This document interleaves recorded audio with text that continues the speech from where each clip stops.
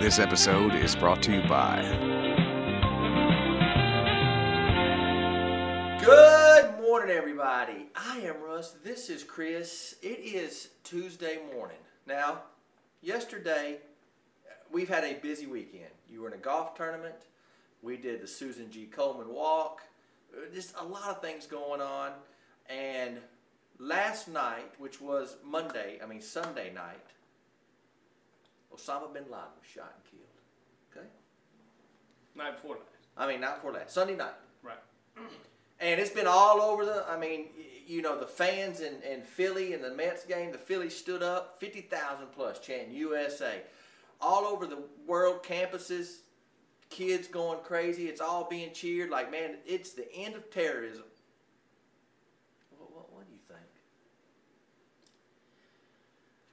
First of all, it takes multiple hours, if not weeks, to do a DNA test. Okay. Yahoo's bringing out all the questions now. And you have to have somebody. You have to have DNA from him before. Right. Or from a very, very close family member. They're saying his sister or something was in hospital in New York or something a while back. But I'm afraid it ain't him. I'm afraid with you it ain't him. I don't understand that if he got killed, Al-Qaeda would have already came out and went, we got the new guy and we're still coming after y'all. That's how they are. I'm with you. Now, I saw this on Facebook, and I know you guys probably seen it too. I don't know the Bible inside and out. Correct.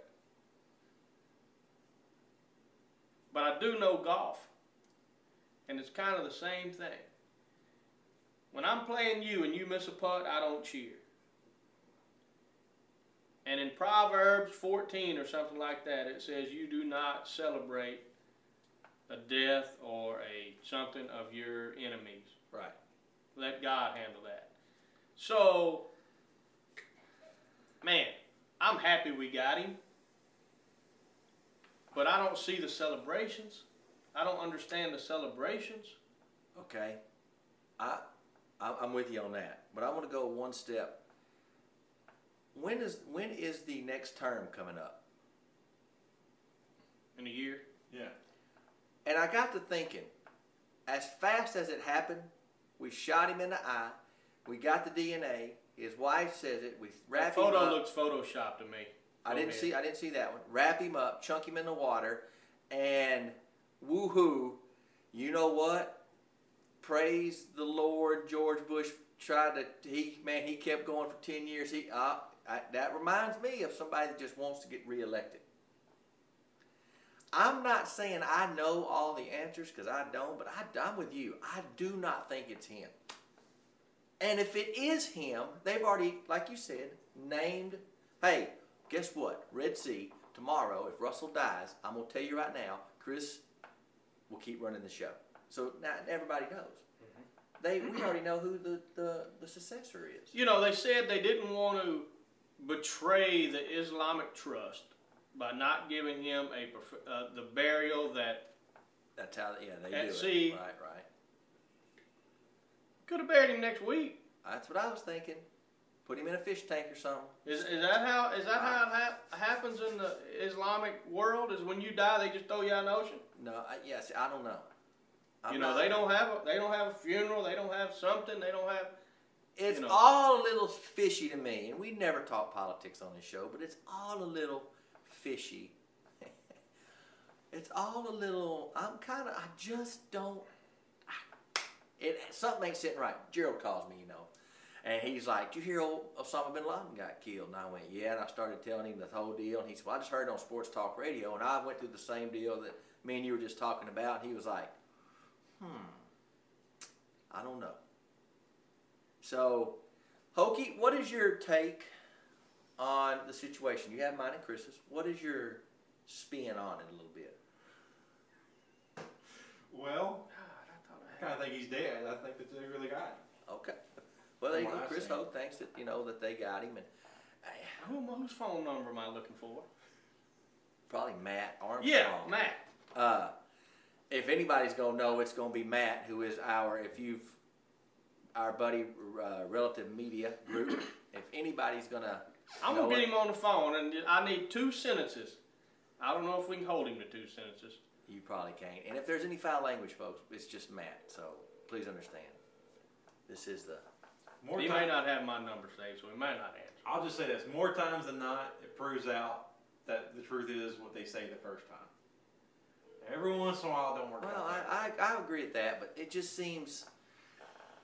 JFK.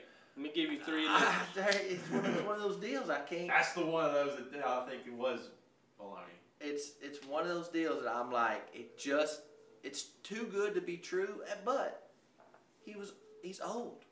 I mean, at first he was dying of cancer.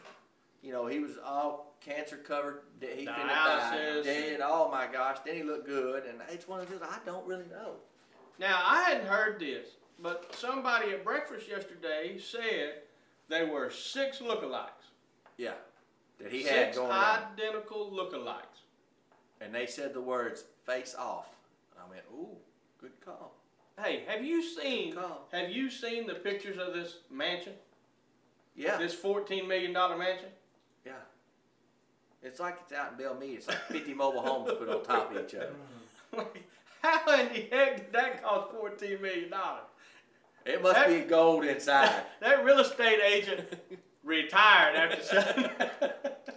It looks like they took a bunch of shanties and stuck them together and went, dude, let me tell you, you got the biggest one in town. He was but he did have the nicest bed because it did have 2x12s around it. Yes, it did. It did. No electronics. None. Didn't get to watch any Family Guy when they made fun of him. Or got to watch none of that. South Park or none any of of that. None of that. So that's our question of the day. Is Osama bin Laden really dead? That's it. That's all we want to know. If Stephanie was here, she'd go, really dun, dun, dun. That's exactly right. Is he really dead? Enjoy your day. And until tomorrow, or till we get to the bottom of this, I am Russ. He is Chris. And we are out of here.